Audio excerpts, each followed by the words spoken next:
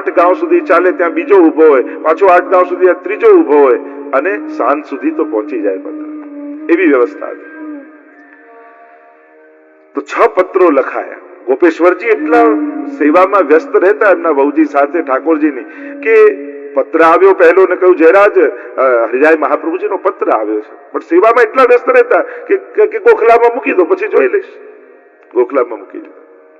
બીજા દિવસે પત્ર આવ્યો પણ વાંચવાનો સમય જ નહીં, પાછો મૂકી દીધો. એમ કરતા કરતા લગભગ 6 દિવસ થઈ ગયા અને 6થા દિવસે શ્રી ગોપેશ્વરજીના વહુજી ભગવત ધામમાં પહોંચી ગયા, લીલામાં પધારી ગયા. અને જ્યાં એ લીલામાં પધાર્યા અને ગોપેશ્વરજીના હૃદયમાં એવો તાપ, એવો ક્લેશ થયો. અને ક્લેશ કેવલ પોતાનું કોઈ લૌકિક સંબંધી ગયું એનું નહોતું, પણ ઠાકોરજીને સુખ જેમના થકી મળતું હતું, ભગવત સેવામાં જેમના થકી આનંદ આવતો હતો, એવો સેવામાં એક સહભાગી વ્યક્તિ જતો રહ્યો. પુષ્ટિ માર્ગમાં કેવલ વ્યક્તિઓ ગયાનું દુઃખ નથી હોતું, પણ અમારા ઘરમાંથી એક વૈષ્ણવ ઓછો થઈ ગયો એનો તાપ વૈષ્ણવને હોય છે. અહીંયા ભલે લૌકિક સગા હોય પણ આપણો ભાવ વૈષ્ણવતાનો છે. મહાપ્રભુજીએ બધાને છોડવાની વાત નથી કરી, બધાને વૈષ્ણવ તરીકે સ્વીકારવાની વાત કરી છે. ઠાકોરજી આપેલા અમારા વૈષ્ણવો છે. કારણ કે વ્યક્તિ તરીકે વિરોધ થઈ શકે પણ વૈષ્ણવ બુદ્ધિએ જોશો ને તો ક્યારે વિરોધ નહીં થાય. વ્યક્તિમાં તો આપણને રાગ, દ્વેષ, સુખ, દુઃખ, ગુણ, દોષ બધું દેખાય, પણ વૈષ્ણવી ભાવના હોય તો સદાય અહોભાવ રહે. મારે આના સ્વભાવને નથી જોવાનો, મારે આના સ્વરૂપને જોવાનો છે. મારે આના ગળામાં પડેલી કંઠીને જોવાનું છે. અને જયારે આ દ્રષ્ટિકોણ આવે ને તો પરિવારમાં એવું સુખ વ્યાપી જાય કે આના જેવો ઉત્તમ બીજો કોઈ સંસારી નહીં મળે. સંસાર બગાડવાની વાત નથી, સંસારને સુધારીને કૃષ્ણને પામવાની વાત છે. બીજે બધે વૈરાગ્યમાં શું થાય? સંસાર મિથ્યા ને ખરાબ ને આને બગાડી તહેસ નહેસ કરી બધાને છૂટા પાડી પોતે એકલો થઈ નીકળી જાય. પુષ્ટિ માર્ગમાં આમ નથી. પુષ્ટિ માર્ગમાં તો આ બધા મારા વાલા વૈષ્ણવ છે. મારા કરતા મારે એમનું ધ્યાન વધારે રાખવાનું છે. કારણ કે હું ક્યાં બહાર જઈને વૈષ્ણવની સેવા કરવાનો? મને તો ઘરે ઠાકોરજીએ 5 વૈષ્ણવ આપ્યા છે, એમને સાચવી લઉં ને તો રોજ મારા વૈષ્ણવની સેવા થઈ જાય. આવો અહોભાવ, આવી ભાવના પુષ્ટિ માર્ગમાં છે. અને એટલા માટે દુઃખ વહુજી ગયા એનું નથી, પણ સેવામાં એક સહાયક હતા એ જતા. આપણે ત્યાં અમ્મા ક્ષત્રાણીનો પ્રસંગ આપણે ત્યાં આવે છે. મહાપ્રભુજીના સેવક અને બાલકૃષ્ણલાલજીની સેવા ઘરમાં બિરાજે. 2 નાના નાના બાળકો અમ્મા ક્ષત્રાણીના, અને ઠાકોરજી સાથે એવો બાલ ભાવ કે પ્રગટ સ્વરૂપે ઠાકોરજી બંને બાળકોની સાથે ખેલે, રોજ રમે, ઈંટનો ભૂક્કો કરે ને રેતી એકબીજાને લગાડે ને એવા જાત જાતના રોજ ખેલ કરે. અને દૂર ઉભા ઉભા અમ્મા આ લીલાના દર્શન કરીને એવા હરખાય, કેવા ભાગ્યશાળી છે મારા બંને બાળકો કે ઠાકોરજી એની સાથે રમે છે. પણ સમય કઈ એવો વિપરીત આવ્યો, જે મોટો બાળક હતો કંઈક રોગ લાગ્યો અને બીજા દિવસે ગુજરી ગયો. થોડા દિવસ થયા ને નાનો દીકરો પણ ગુજરી ગયો. હવે તો રોજ સેવા કરીને સેવામાંથી બહાર આવે ને અમ્મા આંસુ સારે, દુખી થાય. એના આંખમાં આવેલા આંસુ બાલકૃષ્ણલાલજીથી સહન ન થયા, પ્રભુથી સહન ન થયા. એમણે જઈને ફરિયાદ કરી ગુસાઈજીને કે જુઓ ને આપની સેવક અમ્મા રોજ રડે છે ને મને દુઃખ થાય છે. આપ એને સમજાવો કે એનું બાળક તો હું છું અને એના માથે બિરાજું છું. ગુસાઈજી અમ્માને બોલાવ્યા અને કહ્યું, અમ્મા બાળકો ગયા દુઃખ છે, પણ તમારા સાચા બાળક તો આ બાલકૃષ્ણલાલ છે. એ તો સદાય અખંડ રૂપે તમારા માથે બિરાજે છે, રડો છો કેમ? ત્યારે અમ્માએ કહ્યું કે નાથ, હું રડતી એટલા માટે નથી કે મારા બાળક ગયા, હું રડું છું એટલા માટે કે મારા ઠાકોરજીના ખીલોના જતા રહ્યા, મારો લાલન એકલો થઈ ગયો, એ કોની સાથે હવે રમશે? એનું દુઃખ મારાથી નથી જોવાતું અને એટલા માટે મારી આંખમાં આંસુ આવે છે. આવી પરાકાષ્ઠા પુષ્ટિ માર્ગની ભક્તિની છે. લૌકિક સંબંધો હોવા છતાંય એ લૌકિકતાને પણ અલૌકિકતામાં ફેરવી, મળેલા લૌકિક સુખને આનંદમાં ફેરવી અને વૈષ્ણવ પોતાના જીવનને ધન્ય બનાવી લે છે. આ કળા આપણને હરિરાય મહાપ્રભુજી, ગુસાઈજી, આ બધા આચાર્યો આપણને શીખવાડી છે. અને એટલા માટે જ વૈષ્ણવી કુટુંબો તમે જોશો તો પ્રાચીન કાળથી જ મોટા મોટા કુટુંબો ભેગા રહેતા હોય. કારણ કે વૈષ્ણવી ભાવનાથી રહેતા હોય. આ અમારા વૈષ્ણવો છે. આવો અહોભાવ એટલે આધ્યાત્મિક ને કેન્દ્રમાં રાખી સામાજિક ઉત્થાન આપણા આચાર્યો કઈ રીતે કરે છે એ પુષ્ટિ માર્ગની આ બહુ મોટી દેન છે કે એક ધર્મને પરોવી સંસારમાં અને સંસારને કઈ રીતે અલૌકિક બનાવી લેવો એ કળા મહાપ્રભુજી આપણને શીખવે છે. તો ગોપેશ્વરજીને ઉદ્વેગ થયો. 3 દિવસ સુધી અન્ન જળનો ત્યાગ કરી દીધો. અરે બહુજી જતા રહ્યા, કેટલું ઠાકોરજીને લાલ લડાવતા હતા. હવે આવો સુખનો વિચાર કોણ કરશે? 3 દિવસ સુધી અન્ન જળ લીધું નહીં, શરીર કૃશ થઈ ગયું, બેભાન જેવી અવસ્થામાં થઈ ગયા. એટલામાં હરિરાય મહાપ્રભુજીના સેવક નિકટ આવ્યા ગોપેશ્વરજી પાસે ને કહેવા લાગ્યા, આ સમાચાર શું આપના દાદાભાઈ શ્રી હરિરાયજીને મળ્યા છે? ચોક્કસ મળ્યા હશે. એમણે કઈ પત્ર કે સંદેશો મોકલાવ્યો છે? અને જયારે આ કહ્યું ત્યારે જાણે કાન ખડા થઈ ગયા હોય ગોપેશ્વરજીના. અરે હા, લગભગ છેલ્લા 8-9 દિવસથી એમના પત્રો આવે છે. કારણ કે 6 દિવસ લીલા પત્રો આયા, 3 દિવસ લીલા કરે થયા, અન્ન જળનો ત્યાગ કરેલો, લગભગ 9 જેવા પત્રો. અને મને સમય રહેતો નહીં સેવામાંથી, એટલે હું ગોખલામાં મુકાવી દેતો. કૃપાનાથ, મોટાઓની વાણીનો ક્યારેક તો આશ્રય કરીને જુઓ.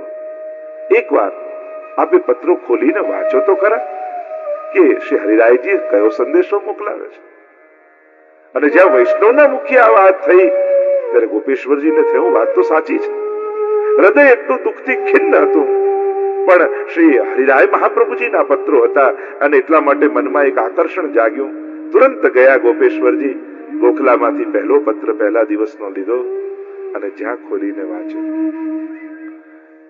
એક શ્લોકો વાંચતા વાંચતા વાંચતા બીજો પત્ર લીધો, પ્રભુના સુંદર સ્વરૂપોનું વર્ણન વાંચ્યું.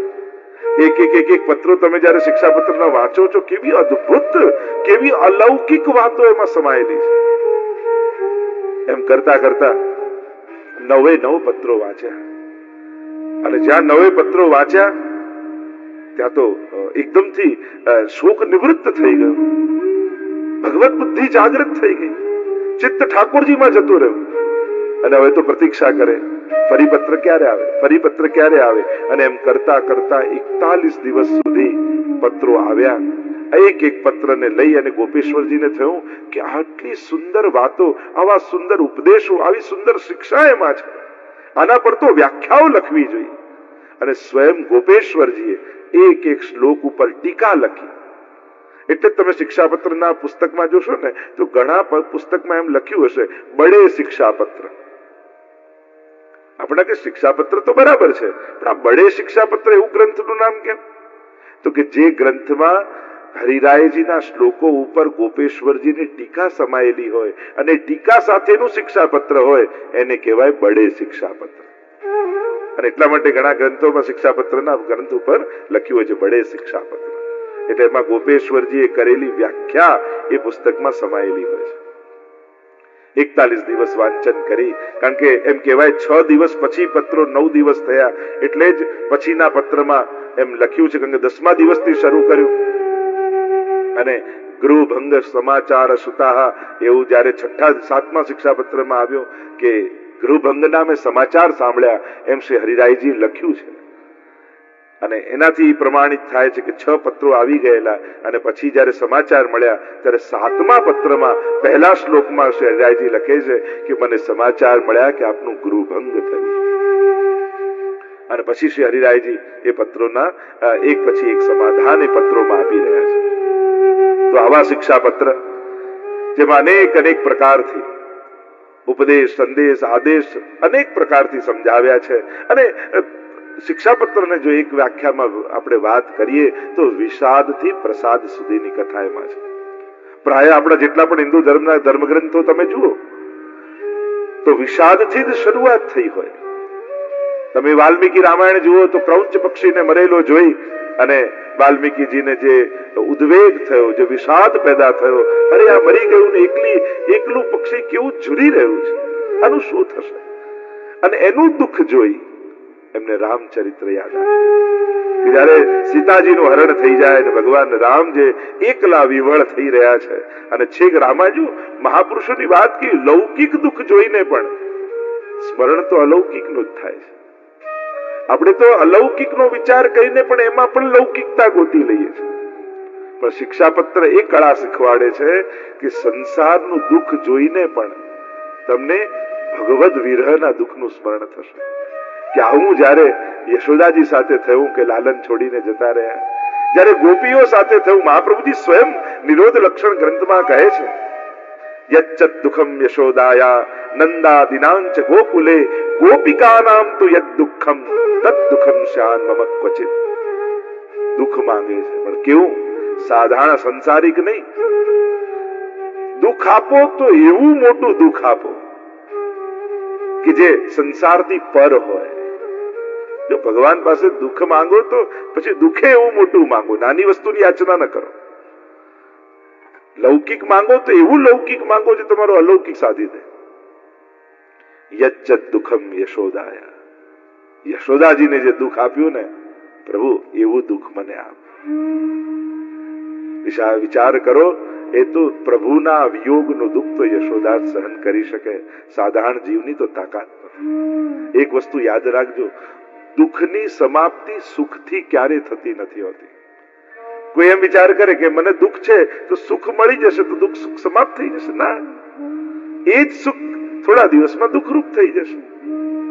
એક વસ્તુ હંમેશા યાદ રાખજો, જે શિક્ષાપત્રના સાર રૂપે છે, દુઃખ દુઃખથી સમાપ્ત નથી, સુખથી સમાપ્ત નથી થતું. તમારું લૌકિક દુઃખ સમાપ્ત થશે તમારા અલૌકિક સાચા દુઃખના સ્મરણથી. જે દિવસે યશોદાજી ને ગોપીજનો જેવા દુઃખનો અનુભવ થશે એ જ ક્ષણે સંસારના દુઃખો તુચ્છ લાગવા મળશે, સમાપ્ત થઈ જશે. તમે એમ વિચારો કે દુઃખ સુખથી સમાપ્ત થાય, ક્યારેય નહીં. કારણ કે એ જ સુખ થોડા દિવસમાં દુઃખરૂપ હોય છે. મોટા દુઃખના અનુભવથી નાનું દુઃખ ખતમ થશે. નાનું દુઃખ એટલે લૌકિક દુઃખ અને મોટું દુઃખ એટલે અલૌકિક દુઃખ, આધિદૈવિક દુઃખ. યચ્ચત દુઃખમ યશોદાયા નંદાદિનાંચ ગોકુલે ગોપિકાનામ તુ યદ દુઃખમ તદ દુઃખમ શાન મમ ક્વચિત. એવું દુઃખ મને ક્યારે થાય? વિચાર તો કરો, માંગ પણ કેવી હોય અને આ માંગવાનો વિચાર પણ કોને આવે? આપણને તો સપને ખ્યાલ ના આવે કે દુઃખે મંગાય. આવા દુઃખમાં પરમ સુખ છુપાયેલું છે. એ તો મહાપ્રભુજી જેવા આચાર્યો સમજી શકે.